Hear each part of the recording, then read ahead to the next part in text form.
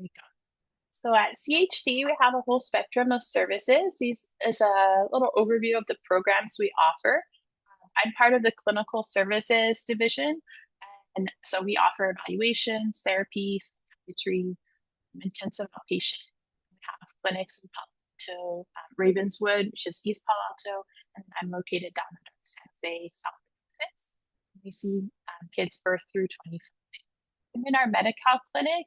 In our Medi-Cal clinic, we primarily see kids 6 to 19.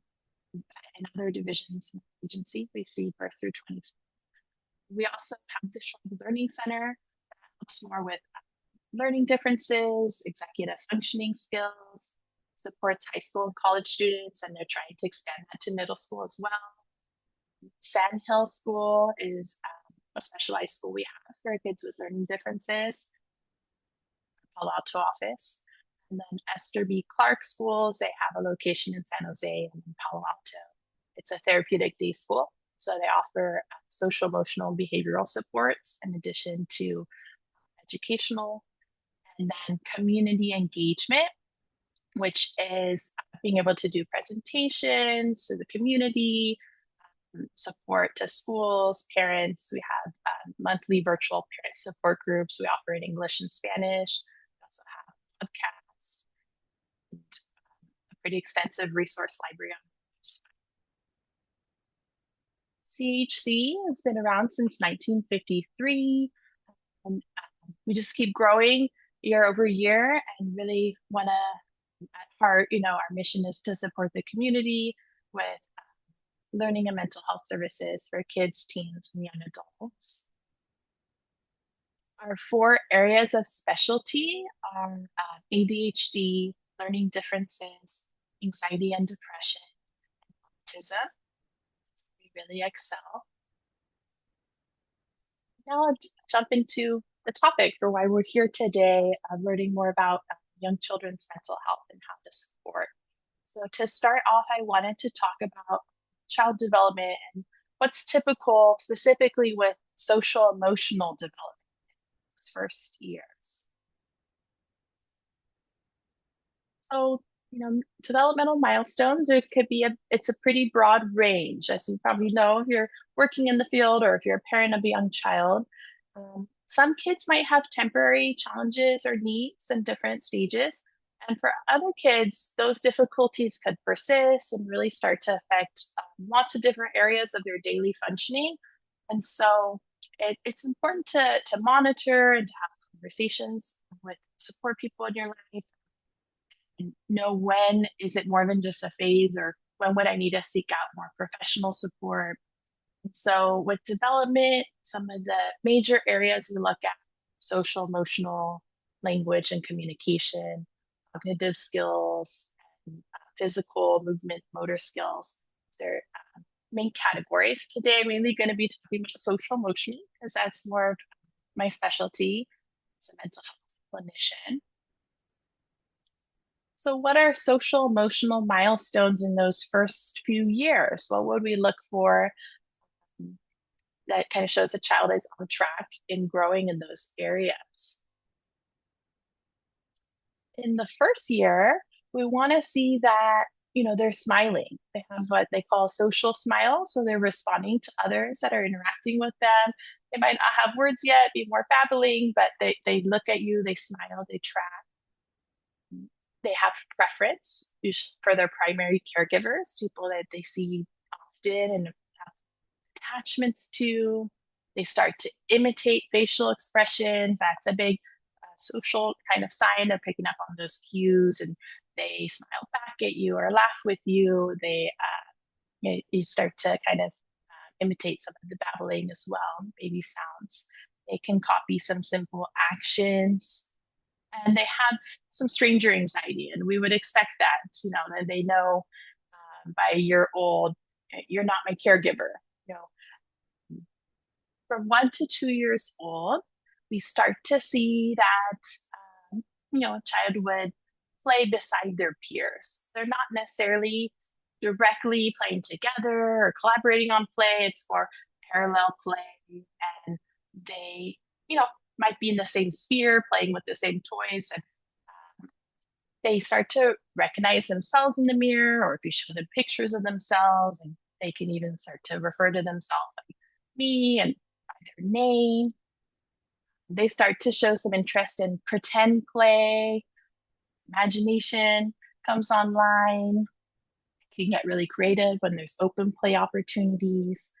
They will initiate play and show some preference for certain types of play. And they should be starting to help to put things away. If you give a simple direction to help clean up, usually eager to help, and that can follow some of those simple directions. Those are some of the early signs of social emotional development. 2 to 3 year olds, more in the toddler years, they start to play closer to other kids, show more interest. Maybe they're observing or watching other kids and how they play, and they might join briefly. They're still trying to figure that out. How do I join playing with another child?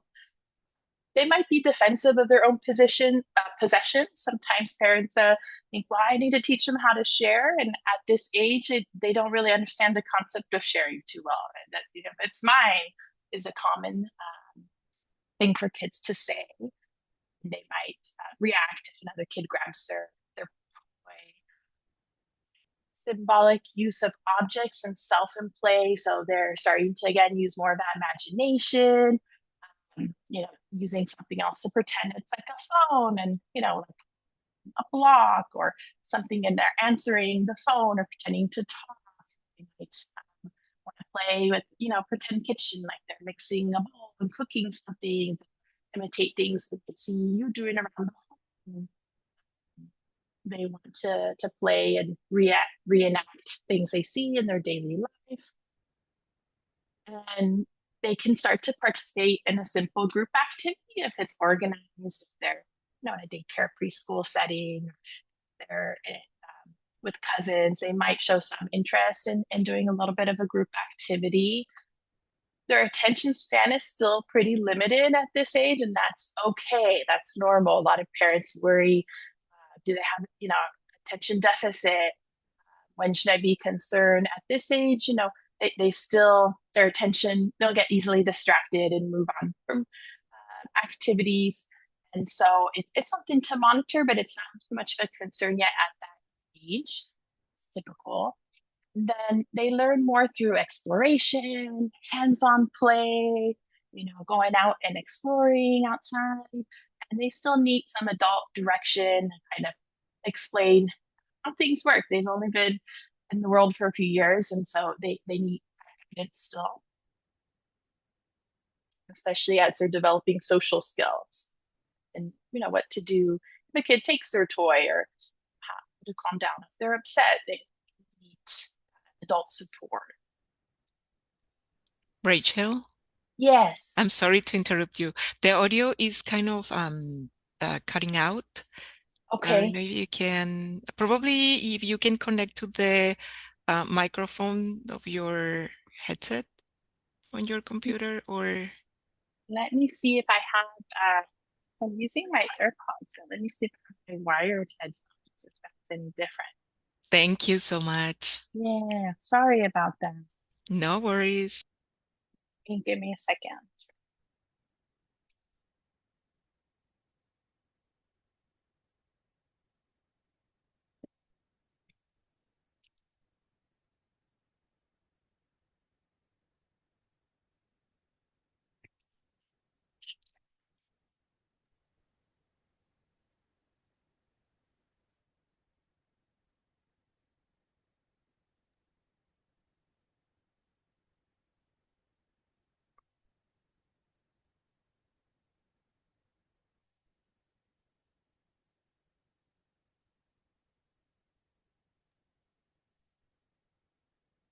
Okay. Is it any better now? Yeah, can you just like higher the volume a little bit, and probably that would be good. Okay. Let me see. View settings.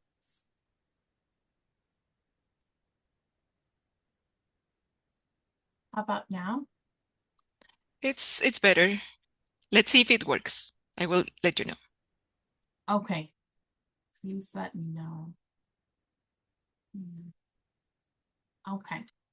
Um, for 3 to 4 years old, kids will become more interactive. They're more interested to make friends and play friends. They might be able to name some of their friends.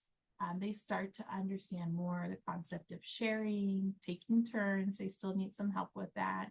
We see more dramatic play. They want to make believe to be a superhero, or they might want to pretend to be a parent with a baby doll, or a community helper, like a firefighter. And they start to understand a little bit more about group rules. We want to keep the rules really simple at this age, around safety and around, being able to share and take turns, and make them more concrete, but they start to understand more around how to cooperate and be part of a group. And they should start to show concern for others too. If a friend falls and gets hurt, a lot of times they'll come over and check on the other child or go get some help. They notice if their caregivers distressed or crying or upset, change in tone of voice or facial expressions. They start to notice that and show some concern, and they know when to reach out if they need help.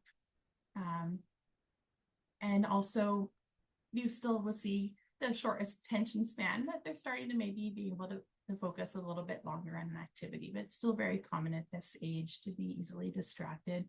And they're still learning through observing and imitating adults. And then they're also more curious and inquisitive at this age, and they start asking questions and want to understand things. And it helps to have a patient adult. You might have to repeat the same information several times, or kind of adapt how you explain a concept so it's more developmentally appropriate, but they're very interested and eager to learn. And then at 4 to 5 years old, we see much more active and cooperative play, some collaborative play with their peers, and their dramatic play changes. It's closer to reality, and they kind of know a little bit more about like what's real or make believe. They start to notice the ways they're the same or different from those around them, from peers. They have different hair or different style of clothes, or I like to play this game and you like to play that game. They still should be responding if they see someone else that's distressed, and they might want to help if they like to be little helpers. So I can help get the band-aid for my friend that fell down, or I want to help my little brother or sister. They're frustrated with that toy. I can show them how it works. And they're able to participate more positively in group settings, especially if they're in an early child care center or preschool. They're able to kind of sit and do some activities in small groups, longer Rachel, attention spans. Mm-hmm. I'm sorry Yes. again. Can you put the microphone closer to your mouth? Maybe that would be that could have a better sound. It's kind of very low It's very low. or soft, your voice. Let's Okay. see if you can. Do you Probably guys you have can. any recommendations for the audio setting on Zoom? I'm trying to see if it might I be It think is my better than phone. it was, though. It's not cutting out anymore.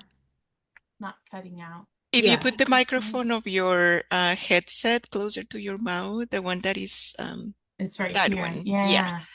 Okay. probably. And then there's one that says microphone and speaker. Okay. I think I raised the speaker. I think it's the microphone is for me. Mhm. Let me raise the volume.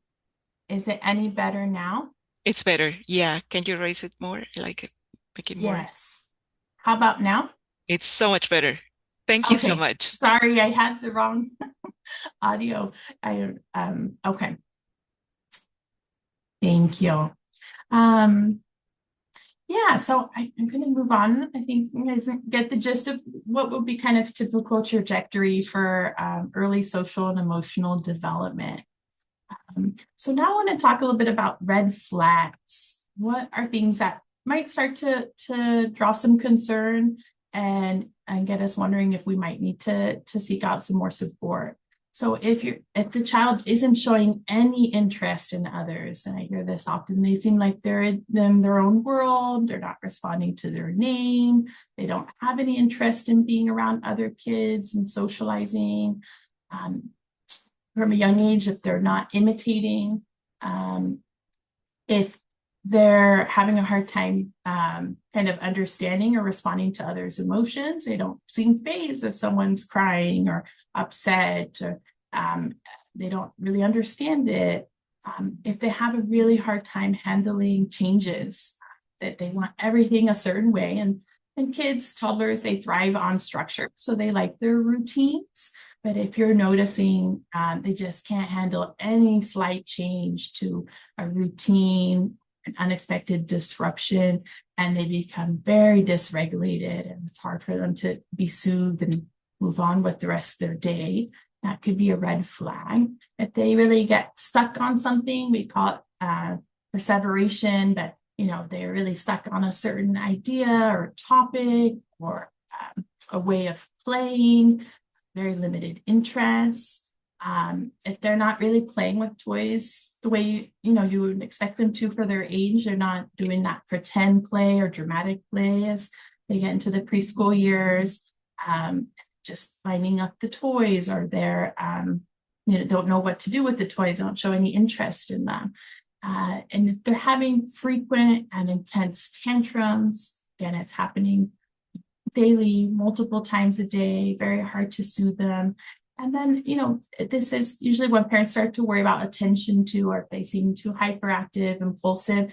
We want to see that within kind of the realm, because at this age, they have so much energy, and they have so much they want to learn and do. And so some of that's to be expected. But if you're starting to get complaints,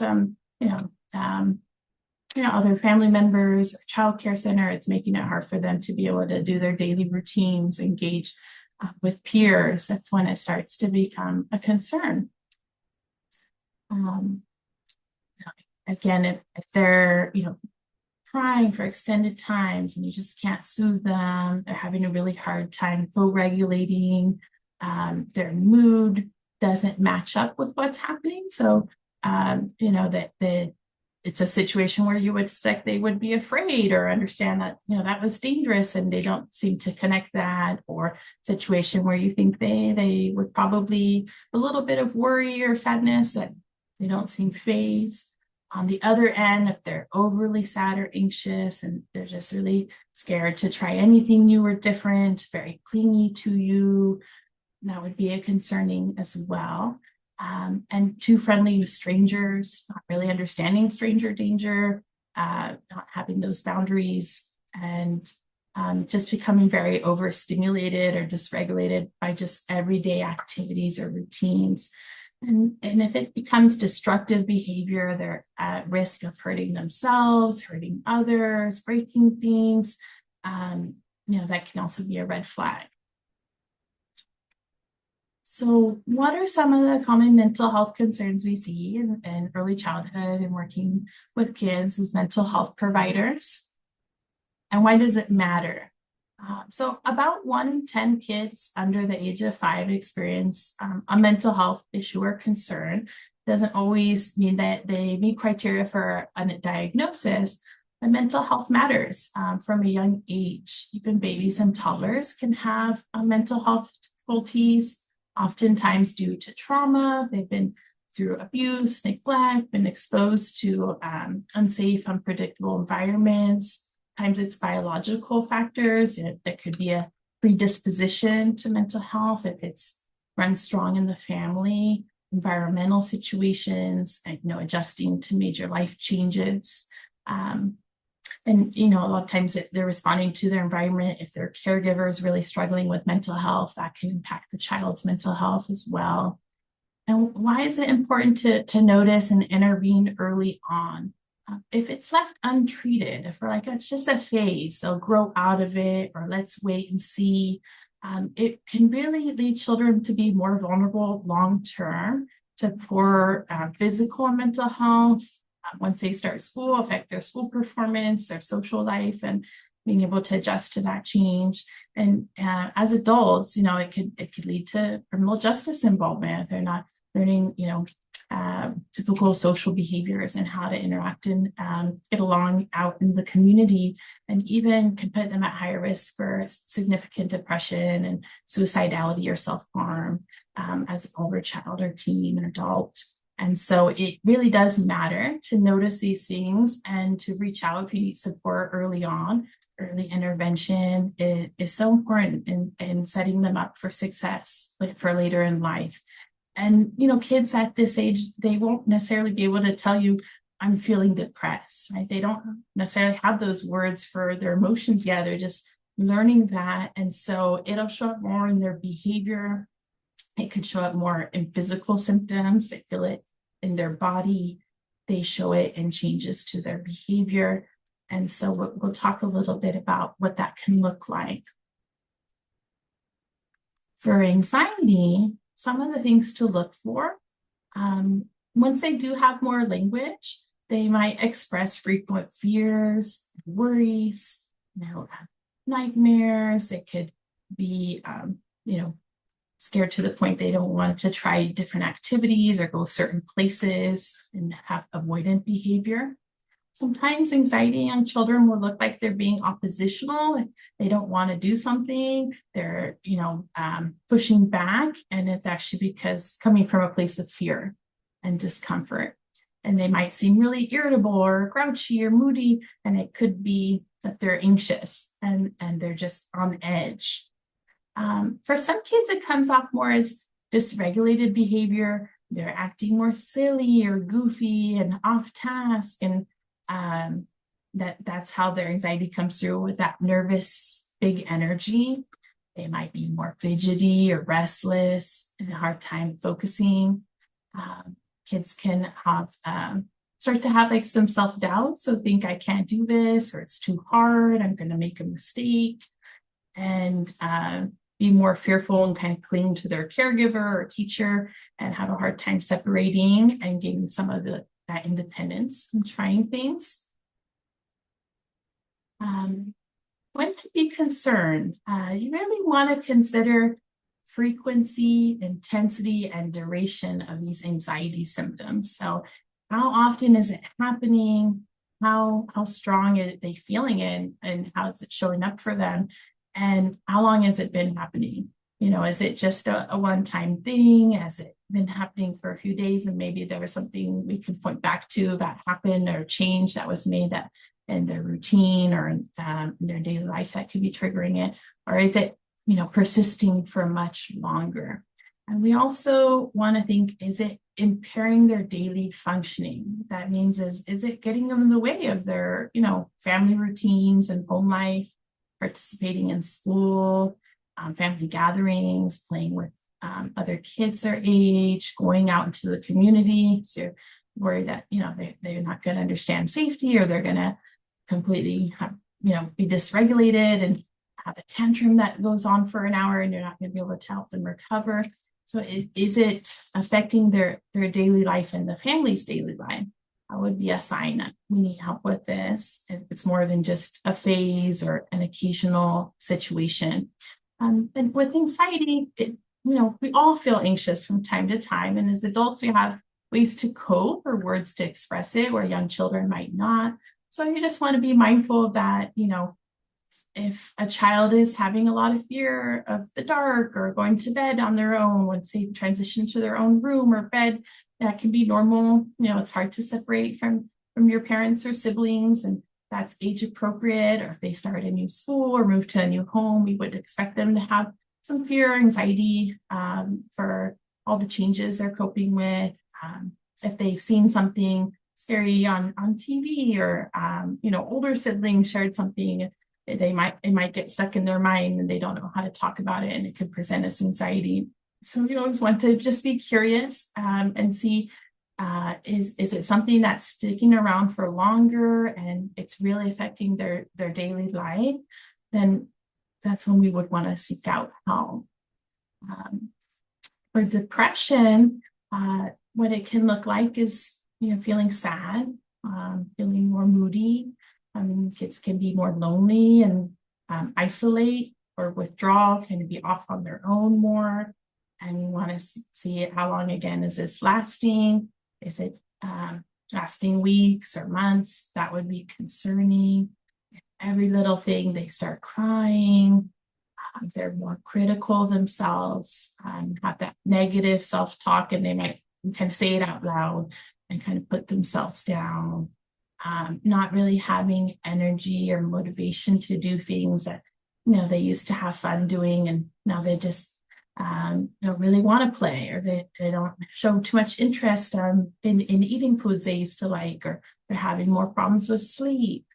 And so some kids, they just kind of complain of some aches and pains, because depression can really feel like this heavy weight. And so they might not know how to, like, what they're feeling, how to describe it. But they complain more about different things hurting, or aches and pains in their body. Another common thing we see in young child mental health is something called an adjustment disorder. So that's when there's been some kind of a stressful event in the child and family's life, and they have more than what's typical as far as a behavioral emotional reaction, to the point where it's lasting longer and it's affecting, again, their daily functioning. And with adjustment disorder, usually happens within a few months of whatever that event was. And they start to have some anxiety or depression or behavioral changes after that event. And it can be in response to moving, losing a loved one or pet, parents separating or divorcing, the birth of a new sibling, parents remarrying and blended family dynamic, somebody in the family becoming very ill, or the child having a chronic medical illness they have to learn to cope with. Those kind of things can cause sometimes some anxiety or depression or behavioral changes as they're adjusting to that stressful event and changes in their family. And then another one we see often is trauma. And trauma really is something important that we want to be mindful of, and how the child is coping and responding to that. And what we would see with a young child is they might have some repetitive play themes, kind of acting out traumatic experiences that happen to them.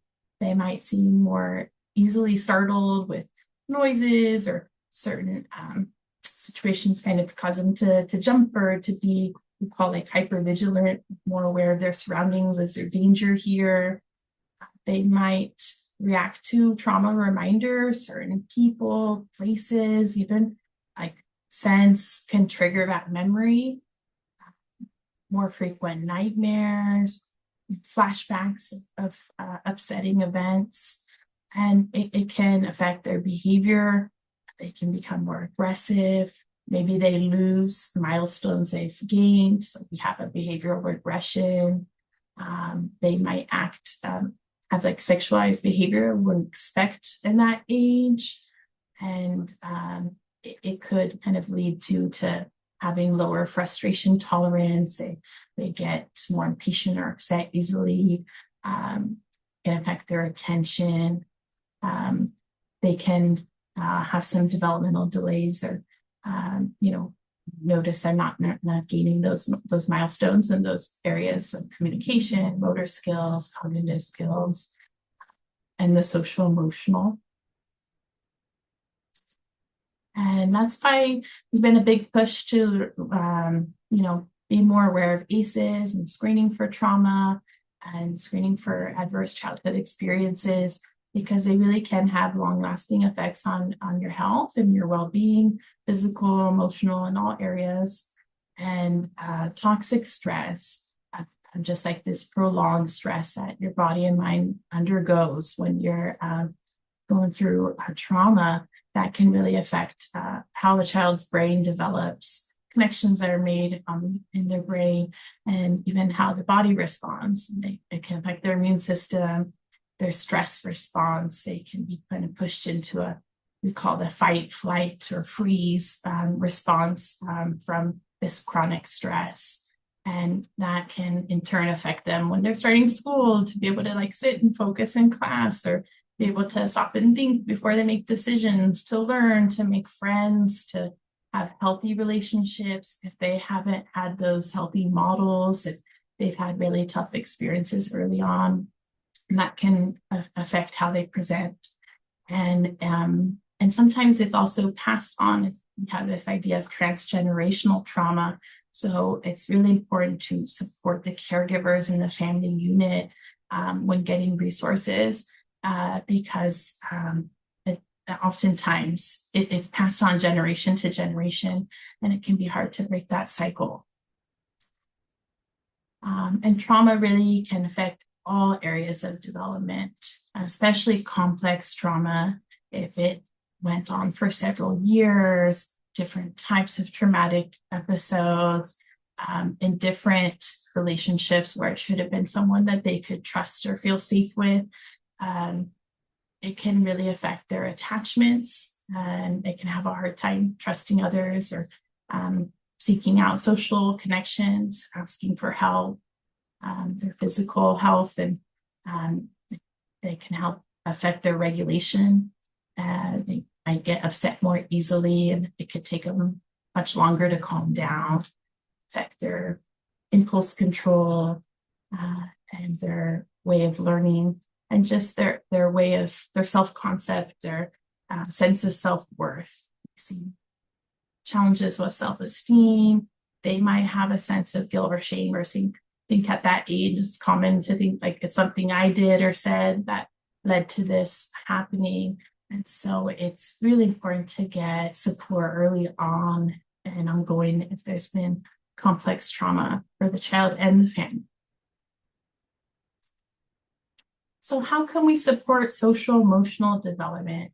What are some ways to support as caregivers and as professionals, and as people who are in the lives of these little kids and wanting to help them? The big thing I always emphasize with parents is really giving them time to play. Play is so important, and it's very therapeutic, and it's how kids learn. It's their language, right? Play is their work.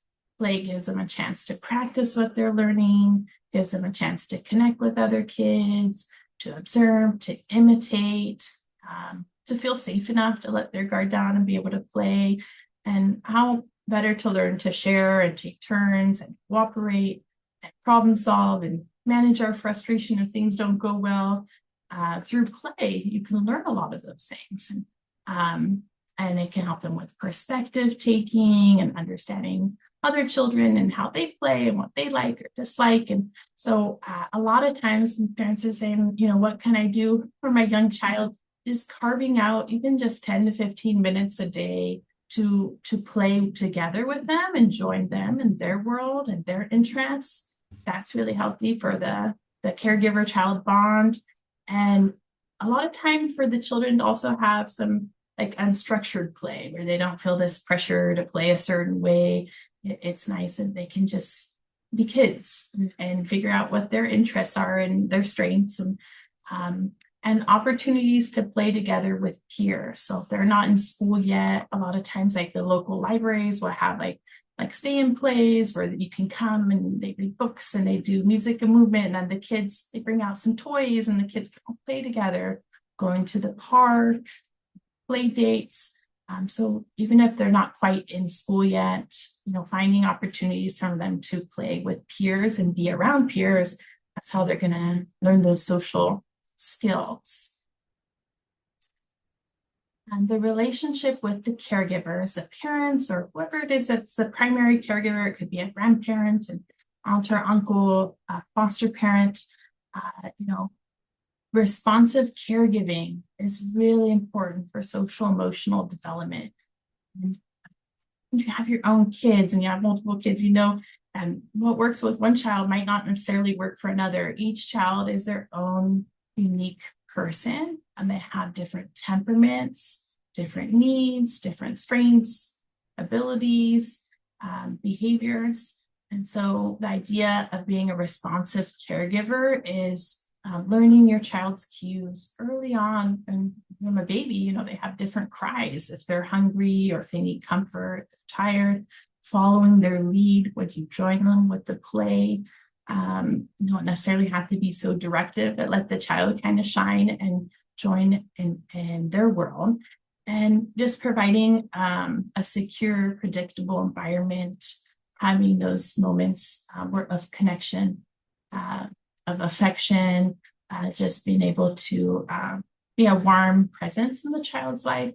It's really important for their social emotional development. They need that to be able to feel safe and learn and grow.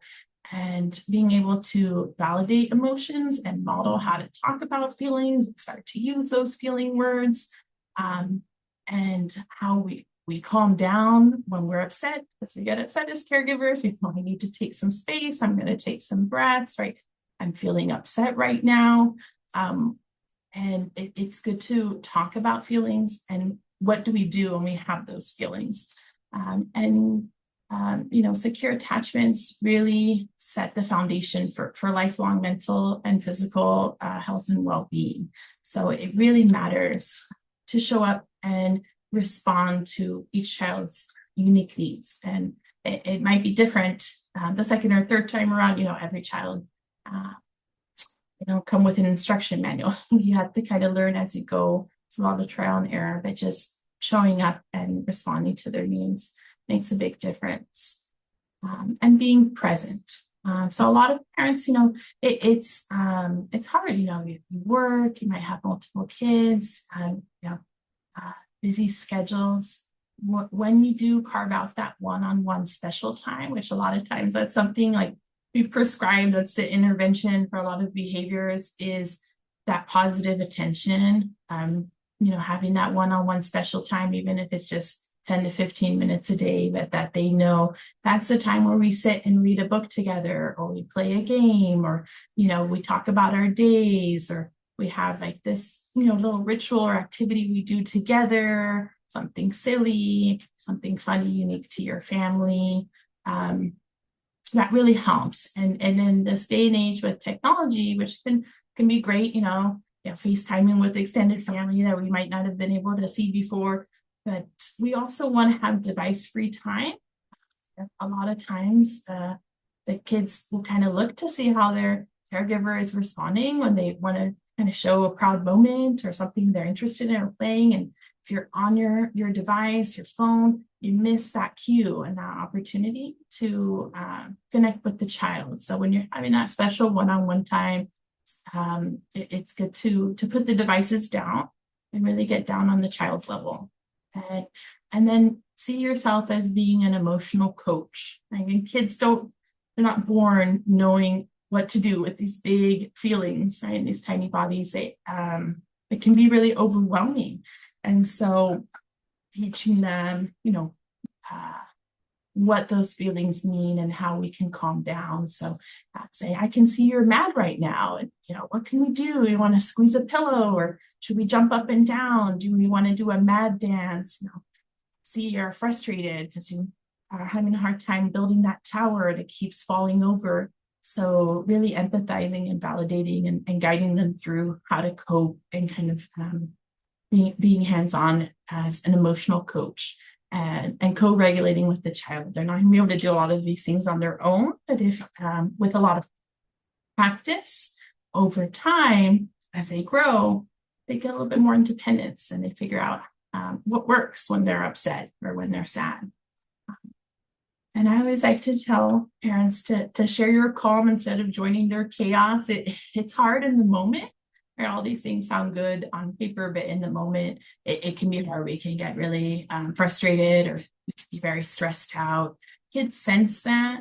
And so we want to be able to, as much as we can, be a calm, stabilizing presence and be the adult in the room. And if that means we have to kind of take a moment and they're in a safe place and we need to take a moment to really calm our mind and body down so we can try again and show up for our kids. It's telling them, quit crying or quit whining. They might not know what else to do, and that's their only way to show you their distress. So it's helpful to acknowledge how they're feeling, and that it's normal and okay to feel that way. And this is what we do when we have those big feelings. And with behavior, I always like to tell families and parents that behavior is communication, right? The child's not behaving that way just because, or they want to make your life or your day that much harder. They're trying to communicate something with their behavior. And so be curious about it. Notice if there's certain patterns, what could be triggering it, certain situations, so you can come up with a plan and feel more empowered as a caregiver. So that some things that help all kids across the board is just having really clear, consistent routines, expectations, so they know what to do and can be successful, and catch them being good, giving them some of that specific praise when they help their sibling, or they clean up their toys, or they get dressed and they're sitting down ready for breakfast in the morning. Catch them being good and really build up on that. That will fill up their bucket. More likely that they'll continue those behaviors, because kids really do want to feel connected with their caregivers, and that makes a difference. And using natural and logical consequences, helping them to learn, you're there to, again, be the coach, be that support system. And so rather than having it be punitive, discipline, it's really about how to help guide them and help them learn what's appropriate and inappropriate in different situations, what the expectations are in different situations, and what to do if they have a big feeling, so they can stop and think about it and cope. And they need a lot of reminders. You feel like a broken record, repeating the same thing over and over again, and they are learning over time. It takes a lot of patience. And then being curious, again, behavior is communication. They might be acting out because certain needs aren't being met. Is it a sensory thing? Okay, maybe they need more time for movement. Maybe they're overwhelmed. Our schedule's just too tight. We might need to unpack it and have more breaks, or time for them to just play and have a little unstructured time. Maybe they're really struggling with transitions. So we need to talk about what's going to happen when we go to the store, or what's going to happen when we go to the dentist or the doctor, and read a story about it, watch a video about it, have them be prepared to be successful, and also for you to be prepared. They always have a tantrum every time we go to a restaurant because they're hungry. Maybe they need to eat a snack on the way there, or bring an activity to do while they're waiting for the food to come out. So just being curious and coming up with a plan can help with those transitions, because that's a common time for behavioral challenges. And then really being aware of what is recommended as far as screen time guidelines. A lot of kids crash coming off the screens. We hear that quite a bit. They're on the screens for extended times with games or videos. Of course, there's a lot of great educational material off of that, but they're getting a lot of instant gratification. And when it's time to turn it off, there haven't been any warnings, and there's not support with that. It's a common time we see pretty big emotions or behaviors and dysregulation. Screens go away. So the last bit of the presentation today is seeking out help. What are some of the services that are available, the resources, how to access them? So where can we go for help? The first line is those well child visits that they have quite frequent in the first 2 years of life, and then they still, I think, every 6 months to a year have them in the remaining, 3, 4, and 5-year-old. But in those appointments, they should be doing some developmental screeners, questionnaires. You can bring up concerns with your primary health, pediatrician, see if they can help support with linkage or referrals. Talk about some of your concerns or red flags. The Early Start program through the regional center in our area, it's the San Andreas Regional Center, SARD. They offer early intervention services for birth to 3 years old, and that would be through an IFSP or an individualized family service plan if your child qualifies in different areas of development, not just social, emotional, but cognitive and communication, motor skills.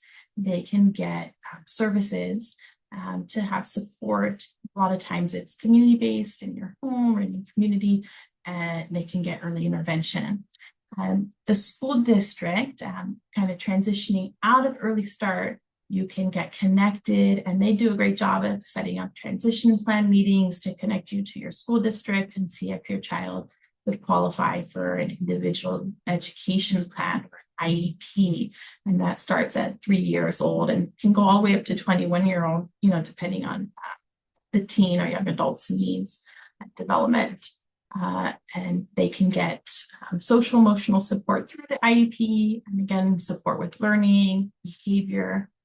And if you're really having a lot of concerns about mental health and things we talked about today with anxiety, depression, adjustment disorder, trauma, you can seek out therapy services at a clinic like Children's Health Council. There's many different community-based organizations in this area. And I really want to emphasize, if you're a parent or caregiver, you know your child best, so trust your instincts. Sometimes, again, people will say from a well-intentioned place, like, let's wait and see and let's monitor. And if you're saying, that I'm seeing a lot of these red flags, it's okay to bring these concerns and to reach out and see if your child might qualify for support. Early intervention really is so important and can set them up for success when they're older as well. Different levels of support. So I'm going to talk a little bit about, like, if you were to seek out professional support at a clinic, like a Children's Health Council, for example, we offer different types of professional support. So I'm a child therapist, and that would be more about mental health, social emotional behavior. We also have psychologists on our team.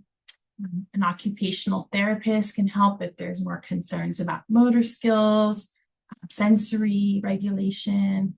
Speech and language pathologist, there's concerns with language development, expressive and receptive language, social language, and sometimes there can also be early interventionists or home visitors, behavioral specialists are part of the team, and different types of services usually start with some kind of screening. Sometimes there can be a more thorough evaluation.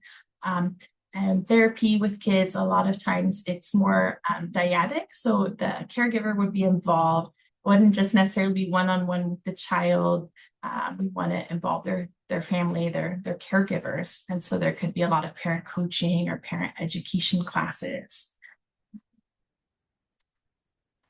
And what are some best evidence-based therapy approaches for children, 5 and under? Parent-child interaction therapy, PCIT, can be very helpful when there's behavioral concerns and challenges in the parent-child dynamic. Child-parent psychotherapy is very common, as well as TFCBT, trauma-focused cognitive behavioral therapy, both of those for situations where there's been a lot of early childhood trauma. Play therapy, again, because play is, the language of the child and their world. A lot of times in therapy sessions, it will be more play-based. And again, it'll have more of a parent training or family therapy component, because you're part of the solution and you're so important to your child's growth and development. And having, again, that really healthy, secure attachment to a caregiver, it will help in all areas of social emotional development. I listed here a few of my favorite books that I use in working with kids. I'm a really big proponent for bibliotherapy. It can help a child understand their own emotions better. It can help them relate to a character and be able to start a conversation of something they might have not had their own words to bring up. It can normalize and validate what they're going through and realize, like, oh, okay, it's okay to feel this way, and this is what we do. So I love reading books with kids, and and I always encourage families to go to your local library and find some of these books on your own. These are just a few of my favorites for emotions and different types, anxiety, worry, sadness, separation anxiety. A terrible thing happened is more specific to trauma. And some of these board books too for the younger kids, the Toddler Tools board series and the Best Behavior board series. And you might have heard some of those, like hands are not for hitting, voices aren't for yelling, it's calm down time, sharing time. Those board books kind of introduce some of those social emotional skills for the really littles. And then some books around self-esteem and self-acceptance. And then support for caregivers and parents is so important. So there's a few books here for parents or caregivers if they want to understand more how to support their child's emotional intelligence, kind of understand how to talk to them so they can listen and follow directions better. And, these are a few books that I've recommended to families that you can also find in audiobook because it's really busy being a parent and hard to find a home to sit down and read. So a lot of times I'll tell my parents, if you can get an audiobook, the library offers them too, you can listen to it on the go. There's a lot of great information to be learned, and we're always growing and learning as professionals, as parents, figuring out what will work for our child. At CHC, we have a podcast called Voices of Compassion, and we offer, there's every couple of weeks a new episode comes out in various topics, and we have a whole archive of previous episodes. And so it's for free on our website, and there's also you can find it to listen to. And we offer monthly virtual parent support groups. There's a Spanish parent support group, and then in English, there's a couple of specific, like for anxiety, ADHD, and learning differences.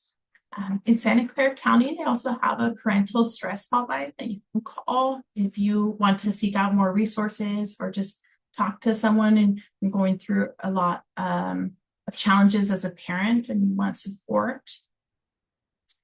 And if you're wanting to seek out a referral for services, at CHC, we do have a Medi-Cal clinic, and there's several other agencies in the area that offer that. And you can request a referral for early childhood mental health services. And so I included some links just with their flyer information of how you can request that in Santa Clara County Medi-Cal to get that specialty service for your child. Bright Life Kids is something offered through the state of California, and it's for kids 0 to 12. And then they have a different one for 13 plus for teens. I think it's called Soluna. And it's something that's completely free to get expert coaching. So it's behavior coaching. It's not therapy, but they have great reviews and can provide a lot of support. And they do live one-on-one video sessions through a secure platform. And so they can help with a lot of those different social, emotional, and behavioral concerns, just developmental challenges that can come up, even typical ones of what do I do, if my kid's having a tantrum or not wanting to go to bed.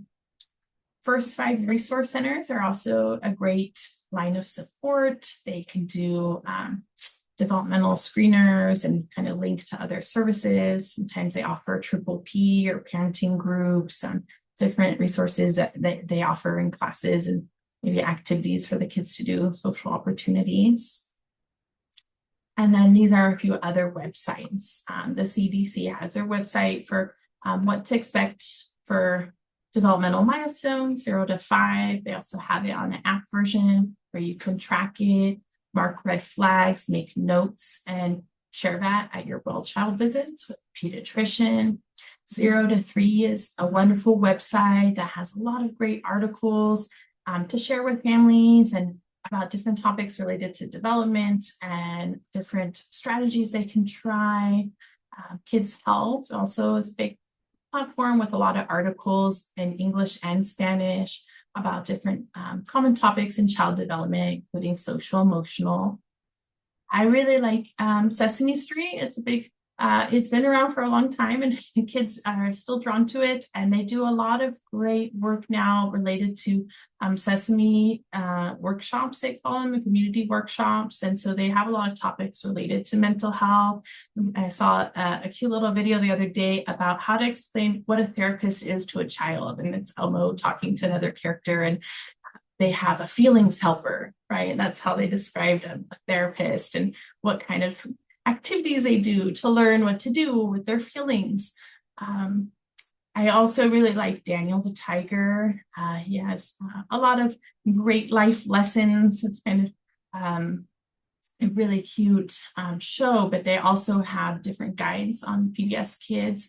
They're talking about things. There's a great episode when Daniel the Tiger's fish dies, and how to talk to kids about grief and loss, what to do when you get really mad, what to do when you're starting school, for that transition to preschool, going to the doctor. They have all these potty training. They have lots of great little songs and rhymes, and that seems to really click with kids, and they'll remember that, of what to do. And I like the one for anger. When you feel so mad, you want to roar, take a deep breath and count to 4. It's very catchy for the parents too. You guys can bring it up and practice it. And then Sesame Street also has a free app called Breathe, Think, Do. And it's offered, they have the material in English and Spanish.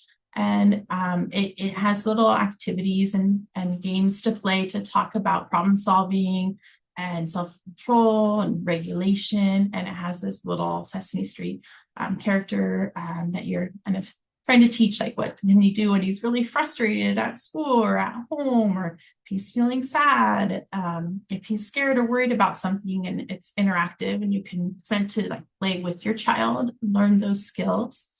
And then a lot of times with parents, and I love bibliotherapy, but I know they can say that, I don't have very many books at home.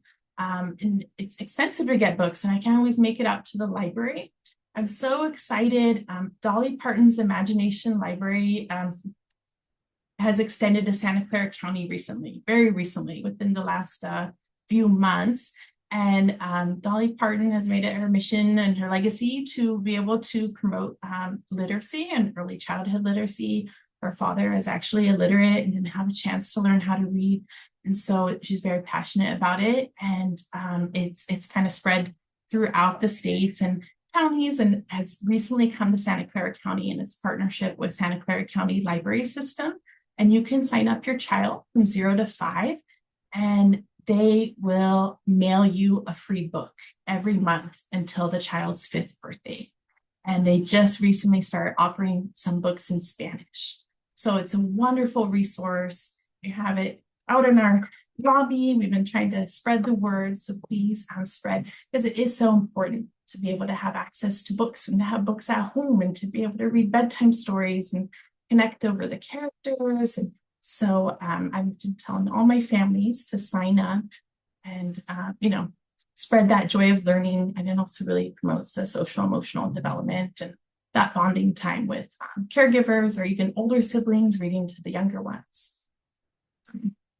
So that concludes my part. Sorry, I went a little bit over, but I know, I think we'll do questions in a little bit. I think there was Rosa. We have a second person. Yes, yes. Her part will be only about 10 minutes at most, but short but sweet and important. So first, Rachel, thank you so much. That was really informative, and I love how you ended it on support and resources and books note. That was bibliotherapy. Yeah. I'd never heard that term, but boy, it Oh, really yeah. was. So, and speaking of resources, we have our very own in-house resident expert with us, Rosa Felix. She is one of our expert resource specialists. She's a bilingual education coordinator and resource specialist who focuses on mental health within PHP and helping families directly with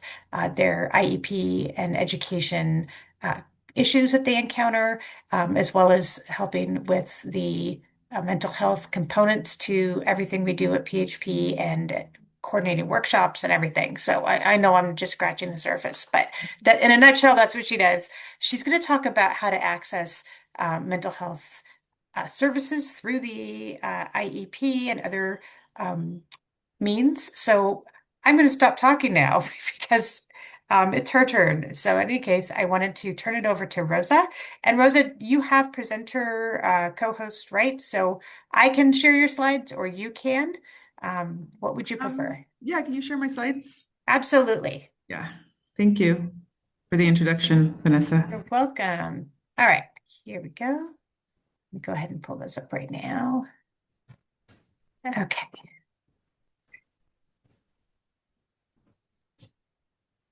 All right. Okay, do you see the PHP support groups? I don't. Oh, sorry. Hold on. You should see them now. Do you see it now? Oh yeah, here we go. Perfect. Yeah. Yes, thank you, Vanessa. Thank you, Rachel, for offering such excellent supports and resources. I really enjoyed the presentation. I came in the tail end, but everything was amazing. My name is Rosa Felix, and I'm a bilingual resource education specialist. And like Vanessa said, I also help facilitate one of our really amazing mental health support groups here at PHP. Key things to know about PHP support groups that we offer. They are confidential, they are free, and most of them meet on Zoom. Our support groups are for parents or caregivers. They are facilitated by parents, a person with a disability, or a PHP staff member. Please feel free to pop into a few support groups to kind of see which one feels good to you and which one you can connect with. The more, the merrier. So that's a little bit about our PHP support groups. Can you go to the next slide, Vanessa, please? And so yes, mental health support group at PHP. So we do offer our a mental health support group. It's called Support for Caregivers. And we do offer it in English and Spanish. It is a very supportive, kind of cozy, welcoming small group for parents or caregivers that have a child with a disability and are feeling overwhelmed, right? They're stressed out and they kind of don't know how to manage some emotions with the everyday stress. So typically we have about 5 to 12 parents that join. So it's a pretty tight-knit group. The groups are facilitated by LMFT, a licensed marriage and family therapist, who has experience in working with the disability community, but also may have a child with a disability themselves. So they can bring that lived-in experience, which I think really helps us connect with families. The 8-week series goes all year round with breaks during the summer and the winter. Each 8-week series will touch on a variety of topics, skills and resources. And then this group offers, really a time to kind of unwind, explore self-care, help you learn how to manage, like I said, everyday stress. And it usually meets on Tuesdays for the Spanish between 7 and 8:30. And then our English meets on Wednesdays, same time, 7 to 8:30. The group starts with a really relaxing, calming technique, which is actually one of my favorite parts of the group. I help facilitate the Spanish one. And this could be like a breathing exercise. It could be a mindfulness practice. It could be another sensory calming activity. So if you're feeling stressed or overwhelmed, this will definitely bring some calm and relaxation.